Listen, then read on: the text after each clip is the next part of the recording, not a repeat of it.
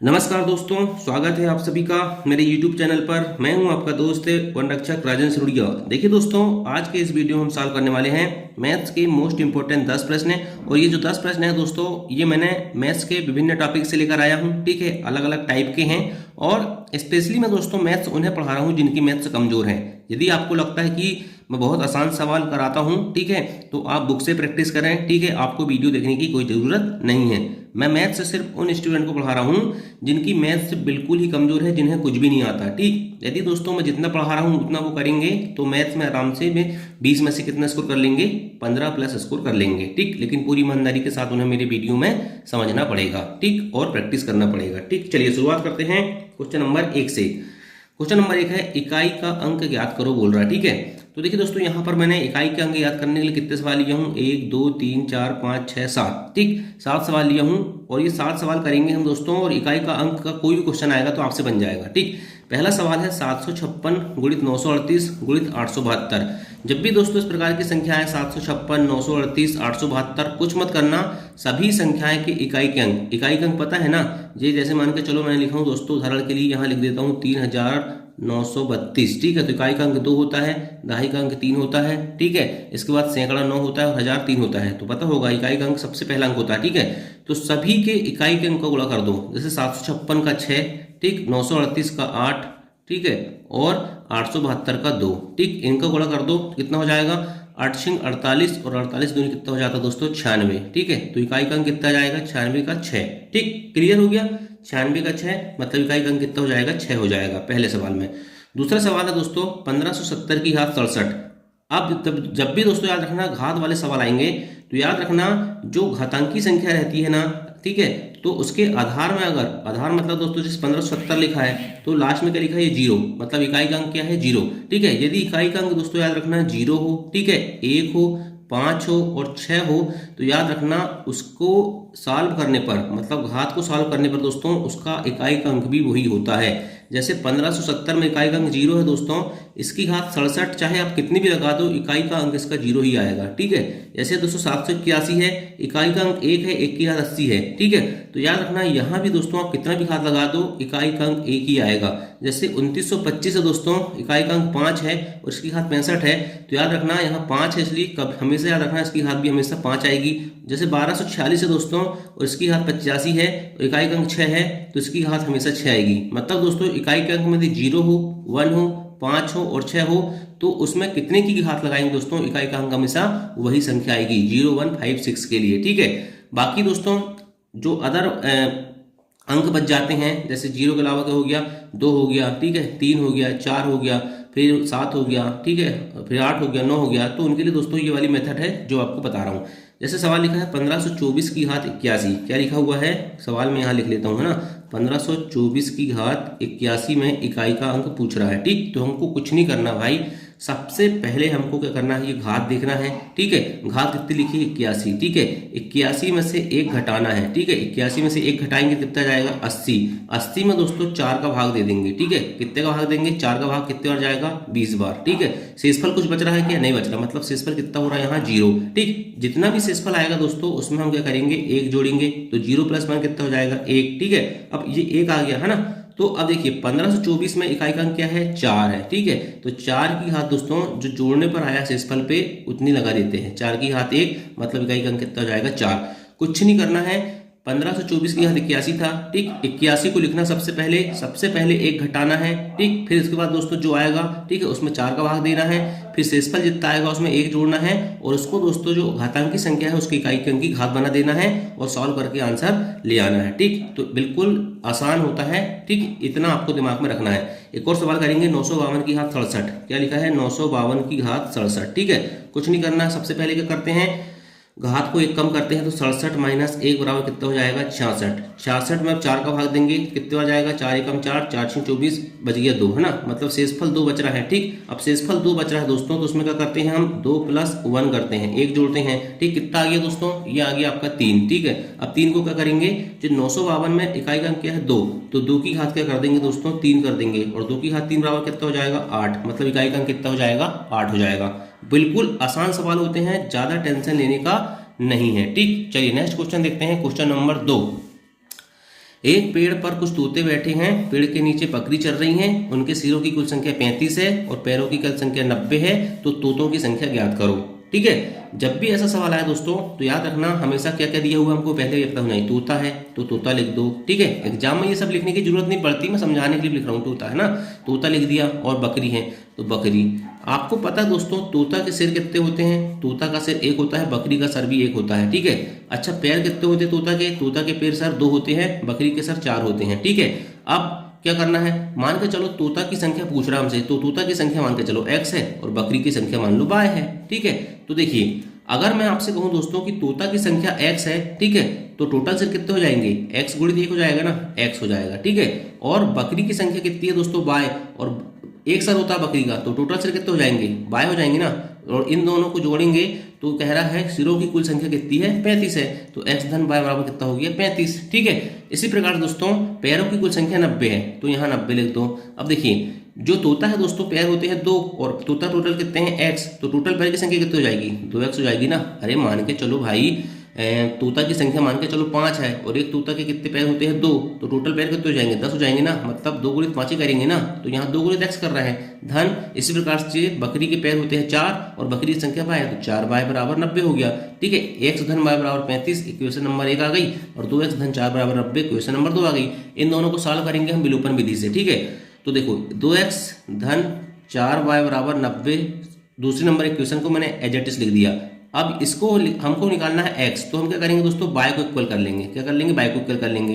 तो यहाँ पर 4 है तो यहाँ भी 4 का गुणा कर देंगे। ठीक, इस पूरी इक्वेशन में तो 4x धन 4y बराबर कितना हो जाएगा? 35 दूनी 70 और 70 दूनी 140, 140 हो जाएगा। घटा दो, माइनस माइनस माइनस। ठीक है, ये 4x में से 2x हो जाए तो 2x माइनस का x, ठीक, ये कट जाएंगे, है ना। और 140 में से 90 गए तो कितना बचेगा? 90 और 50, ठीक, मतलब माइनस का 50 बचेगा। ठीक है, माइनस से माइनस खत्म, तो x बराबर कितना आ गया? x बराबर आ गया दोस्तों 25। ठीक है, मतलब तोतों की संख्या कितनी आ गई दोस्तों? 25 तोते हैं। ठीक, जब 25 तोते हैं तो बकरी कितनी हो जाएंगी? ठीक, बकरी हो जाएंगी, y की वैल्यू हो जाएगी 10। ठीक, आंसर आ गया, कुछ भी नहीं करना रहता है ना। चलिए नेक्स्ट क्वेश्चन करते हैं, क्वेश्चन नंबर 3। क्वेश्चन नंबर 3 है लघुत्तम अभाज्य संख्या है, ऑप्शन है 3, 2, 0, 1। तो याद रखना दोस्तों, सबसे पहली बात तो मैं आपको बता देना चाहता हूं कि अभाज्य संख्या क्या होती है। अभाज्य संख्या क्या होती है दोस्तों? याद रखना अभाज्य संख्या एक ऐसी संख्या होती है जिसमें एक को छोड़कर, किसको छोड़कर? एक को छोड़कर और स्वयं को छोड़कर, ठीक है, स्वयं को छोड़कर किसी भी संख्या का भाग नहीं जाता। ठीक है, जैसे मान के चलो दोस्तों 2 हो गया, 2 में देखिए 1 का भाग जाता है और 2 का भाग जाता है, लेकिन कंडीशन क्या है?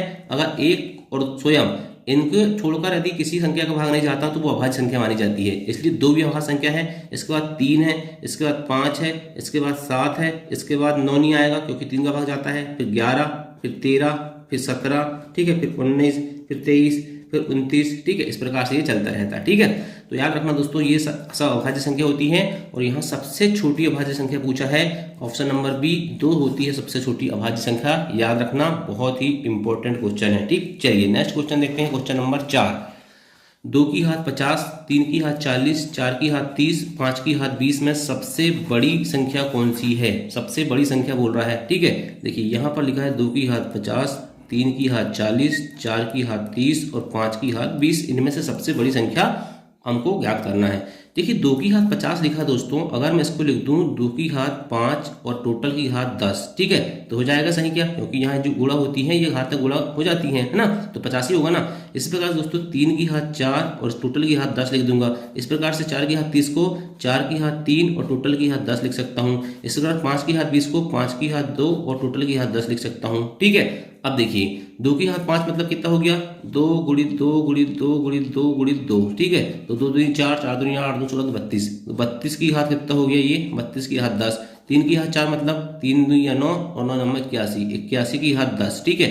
4 की घात 3 मतलब 4 चौके 16, 16 चौके 64 की घात 10, 64 की घात 10 कर दिए। इसके बाद 5 की घात 2 मतलब 25, 25 की घात 10 कर दिए। ठीक है, तो देखिए दोस्तों यहाँ सभी की जो संख्या है, सभी की घात क्या है? समान है। सभी की घात समान है मतलब 10 है, ठीक है। लेकिन आधार क्या है दोस्तों, अलग अलग है। तो याद रखना दोस्तों, जब घात समान हो, ठीक है, तो सबसे बड़ा जो आधार संख्या होती है दोस्तों, वही संख्या क्या होती है, सबसे बड़ी होती है, ठीक है।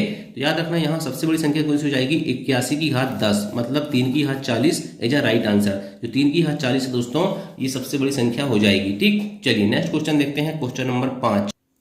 देखिए क्वेश्चन नंबर 5 लिखा है, यदि अंडर रूट के अंदर लिखा है x बटे 144 बराबर 5 बटे 12 हो तो x का मान ज्ञात करो। ऐसे सवाल आते हैं, ठीक है। तो देखिए दोस्तों, मैं आपको एक चीज बता देना चाहता हूं, अगर वर्गमूल 2 लिखा और उसका वर्गमूल करूंगा मैं, तो क्या होता है, करड़ी 2 गुणित करड़ी 2, तो इसको क्या लिख सकते हैं, हम 2 लिख सकते हैं। इसी प्रकार दोस्तों, जो संख्या लिखी है ना अंडर रूट के अंदर x बटे 144, ठीक है, इसका वर्ग कर देंगे हम, और इधर जो लिखी है 5 बटे 12, इसका भी क्या कर देंगे, वर्ग कर देंगे, ठीक है। तो इसका वर्ग करेंगे दोस्तों तो करड़ी हट जाएगी वर्गमूल से, ठीक। तो ये हो जाएगा x बटे 144, ठीक है। और 5 बटे 12 का वर्गमूल करेंगे तो 5 का वर्ग 25 और 12 का वर्गमूल 144। 144 से 144 खत्म, तो x की वैल्यू कितनी आ गई, 25, ठीक है। आंसर आ गया आपका 25, बिल्कुल सही। चलिए नेक्स्ट क्वेश्चन देखते हैं।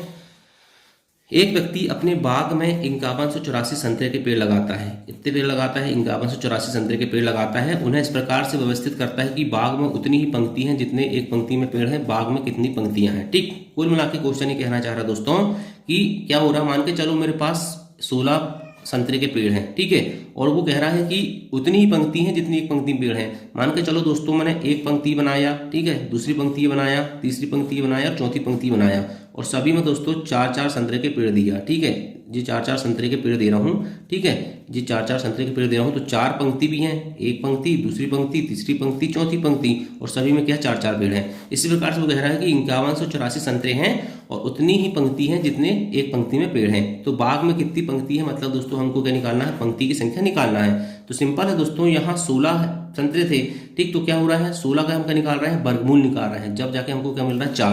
तो 5184 का वर्गमूल निकाल लो। तो वर्गमूल कैसे निकालते हैं आपको पता होगा, है ना। नहीं हुआ तो मैं बता देता हूँ भाई, 5184 आपको याद होगा, ठीक है, नहीं तो मैं बता देता हूँ, है ना। 2 का भाग देते हैं, 2 दूनी 4, 2 पंचे 10, 2 9 18, 2 दूनी 4, ठीक है। फिर 2 का भाग देते हैं, 2 एकम 2, 2 दूनी 4, 2 9 18, 2 छीं 12, फिर 2 का भाग 2 छीं 12 और 2 चौके 8, 2 अट्ठे 16, ठीक है। फिर 2 का भाग 2 तिये 6, 2 दूनी 4, 2 चौके 8, फिर 2 का भाग 2 एकम 2, 2 छीं 12, 2 दूनी 4, ठीक है। फिर 2 का भाग देंगे, 2 अट्ठे 16 और 2 एकम 2, फिर 3 का भाग देंगे, 3 नम 27, है ना। और देखिए 3 दूनी 6 और 3 दूनी 6 और बच गया 2 3 सत्ते 21, ठीक है। फिर 3 का भाग देंगे, 3 27, फिर 3 का भाग देंगे, 3 9, ठीक है। अब क्या करते हैं हम दोस्तों, इसमें जोड़ा बनाते हैं। तो जोड़ा देखिए, 2 का जोड़ा 2 आ गया, फिर 2 का जोड़ा 2 आ गया, फिर इसके बाद ये 2 का जोड़ा फिर 2 आ गया, फिर 3 के जोड़ा 2 है, ठीक है। तो 3 गुणित 3 कर देंगे, तो गुणा क्या हो जाएगा, 2 गुणित 2 गुणित 2 गुणित 3 गुणित 3, ठीक है।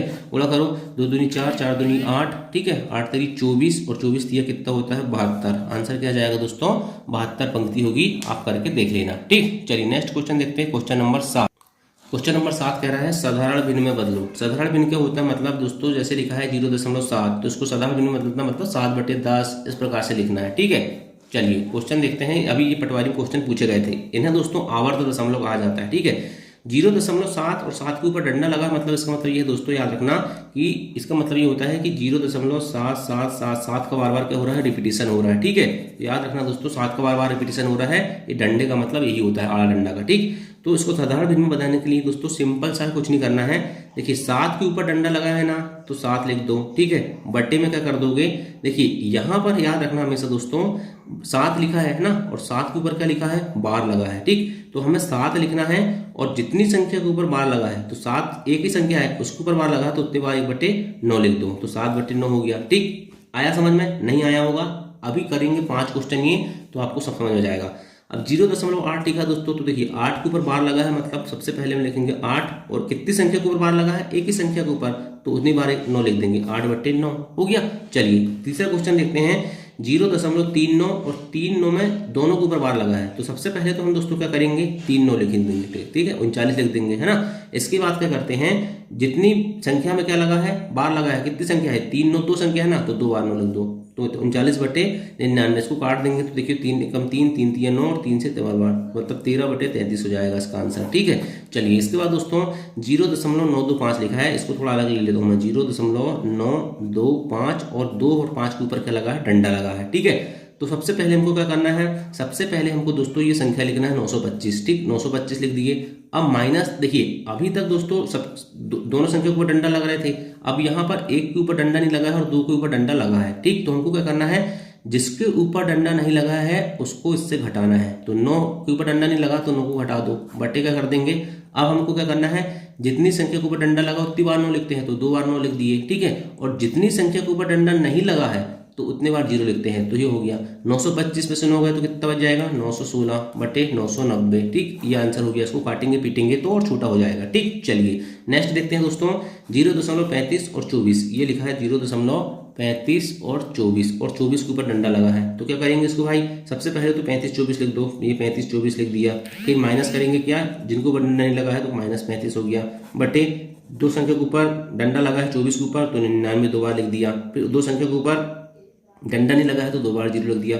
3524 में से 35 घटा दो तो कितना जाएगा, देखिए 3524 में से 35 घटाएंगे कितना जाएगा, 14 में 5 गए 9। ठीक है, यहाँ 11 में 3 गए 8, यहाँ बच जाएगा 4, 4 का 4, 3489, 3489 बटे 9900, ये आंसर हो जाएगा। ठीक है, चलिए नेक्स्ट क्वेश्चन देखते हैं, क्वेश्चन नंबर 8। क्वेश्चन नंबर 8 है, राम, श्याम और मोहन ने क्रमशः 15,000, 18,000 और 21,000 रुपये लगाकर एक काम शुरू किया। वर्ष के अंत में 90,000 रुपये का लाभ हुआ। बताइए मोहन को कुल कितने रुपया मिले। ठीक, तो देखिए भाई, जो जितना ज़्यादा पैसा लगाएगा उसको उतना ज़्यादा पैसा मिलेगा। सिंपल सा रूल है। कहने का मतलब दोस्तों, लाभ में जो अनुपात होता है, ठीक है, लाभ में जो अनुपात होता है दोस्तों, वो किसके बराबर होता है, पूंजी में अनुपात के बराबर होता है। पूंजी में जो अनुपात है दोस्तों उसके बराबर होता है लाभ में अनुपात। जो जितनी पूंजी लगाएगा उसको उतना ही लाभ मिलेगा। ठीक, तो देखिए 15,000, देखिए राम, श्याम और मोहन लिख दिया। ये 15,000 कमा रहा है, 15,000 लगा रहा है, ये 18,000 लगा रहा है और ये 21,000 लगा रहा है। तो अनुपात निकालेंगे तो 3 जीरो को पहले काट दो। ठीक है, तो 15:18:21 हो गया। और सरल कर लो तो 3 का भाग देंगे, 3 बचे 15, 3 6 18, 3 7 21, मतलब 5:6:7 का क्या हो गया दोस्तों, ये उनकी क्या हो गई, ये होगी भाई उनकी राशि। ठीक, जो लगा रहा है। ठीक, तो लाभ का अनुपात भी इसी अनुपात में बटेगा। तो अनुपाती योग कैसे करते हैं, तीनों को जोड़ दो, 5 6 11 7 18, अनुपाती योग कितना आ गया 18। क्वेश्चन में पूछ रहा है मोहन को, तो मोहन का भाग कौन सा है, तीसरा वाला, मतलब 7। तो 7/18 कर दो, गुणित क्या कर देंगे दोस्तों, ये अपना 90,000 रुपये मिल रहा टोटल, तो 90,000 कर दो। ठीक है, ये कर दी 90,000, काट देंगे 18 का 18, 18 पंचे 90 और 3 बार 0, 7 अपना 35 और 3 बार 0, मतलब 35,000 रुपये दोस्तों क्या मिलेंगे, मोहन को मिलेंगे। ठीक, चलिए नेक्स्ट क्वेश्चन देखते हैं, क्वेश्चन नंबर 9। क्वेश्चन नंबर 9 बोल रहा है दोस्तों कि रमन और नमन, रमन है और एक नमन है, उनने क्रमशः 8 महीना और 6 महीना के लिए 10,000 रुपये और 12,000 रुपये व्यापार करके लगाए और 9500 रुपये कमाए। ठीक है, तो रमन का लाभांश कितना, रमन को कितने रुपए मिले। ठीक, देखिए भाई क्या होगा, देखिए लाभ, जो लाभ में अनुपात होगा ना, याद रखना, लाभ में जो अनुपात होगा, अभी हमने देखे थे पिछले क्वेश्चन में पूंजी के अनुपात के बराबर, लेकिन याद रखना दोस्तों, पूंजी के साथ साथ समय। ठीक, पता चला आपने ज्यादा पूंजी लगा दी और थोड़े समय के लगाए, ठीक, तो उससे क्या होगा, दिक्कत बनेगी। इसलिए पूंजी और समय के गुणनफल के बराबर होता है। क्या होता है, पूंजी और समय के गुणनफल के बराबर होता है लाभ में अनुपात। ठीक, तो कुछ नहीं करना है, देखो रमन लिख देता हूं पहले और नमन लिख देता हूं। ठीक है, रमन कितना पैसा लगा रहा भाई, रमन लगा रहा है 8 महीने के लिए और नमन लगा रहा है 6 महीने के लिए। ये लगा रहा है 10,000 रुपया और ये लगा रहा है 12,000 रुपये। ठीक है, तो दोनों का गुणा कर दो और अनुपात निकाल लो। तो देखिए यहाँ पर क्या करेंगे, 10,000 गुणित 8 कर देंगे। ठीक है, 10,000 गुणित 8 कर दो और ये 12,000 गुणित 6 कर दो। ठीक है, काट दो इनको। सबसे पहले क्या करेंगे, 3 जीरो घटा दो। ठीक, क्या कर दो, 3 जीरो को जगह में खत्म कर दो, 1 2 3 1 2 3। ठीक, 10 8 80 और 12 6 72, और छोटा कर लो उसको भाई, किससे का 8 से भाग जाएगा, 8 धाम 80, 8 9 72, 10:9 का अनुपात आ गया। कितने का अनुपात आ गया, 10:9 का। अब क्वेश्चन क्या पूछ रहा है कि रमन मतलब आर का लाभांश, तो अनुपाती कितने हो जाएगा, 10 और 9 का 19 हो जाएगा। ठीक, दोनों को जोड़ देंगे। ठीक है, और रमन का पूछ रहा है तो 10/19 गुणित लाभांश कितना है, 9500 है। ठीक है, 19 पंचे 95 डबल 0। ठीक है, तो 500 गुणित 10 कितना हो जाएगा, 5,000 हो जाएगा। ठीक, इतना सा क्वेश्चन रहता है और बहुत आसान क्वेश्चन रहता है। ठीक, क्वेश्चन नंबर 10 है और आपको करना है। ठीक है, ऊँटों के एक झुंड का 1/4 जंगल में देखा गया, झुंड के वर्गमूल का दुगुना पहाड़ों पर चला गया, शेष 15 ऊंट नदी के किनारे देखे गए। बताइए कुल ऊंटों की संख्या कितनी है। ठीक है, ये क्वेश्चन जो सॉल्व करेगा सोच लो वो MP फॉरेस्ट गार्ड में बहुत अच्छा स्कोर कर लेगा। ठीक, यदि ये क्वेश्चन आपने कर लिया ना दोस्तों, तो ये मान के चलो आप बहुत अच्छे लेवल पे हो। ठीक है, तो ऊँटों के एक झुंड का 1/4 जंगल में देखा गया, एक बार और पढ़ दिया, ठीक है। झुंड के वर्गमूल का, ये लिखा है झुंड के वर्गमूल का दुगना पहाड़ों पर चला गया, शेष 15 ऊँट नदी के किनारे देखे गए, बताइए कुल ऊँटों की संख्या कितनी है, कमेंट करके बताओ, ठीक है। और जिससे बनेगा दोस्तों वो बन जाएगा फॉरेस्ट गार्ड, ठीक। चलिए, अब वीडियो पसंद आया होगा तो लाइक करना, ठीक, शेयर करना, और चैनल को नया होगा तो चैनल को सब्सक्राइब करना। थैंक यू, जय हिंद, जय भारत।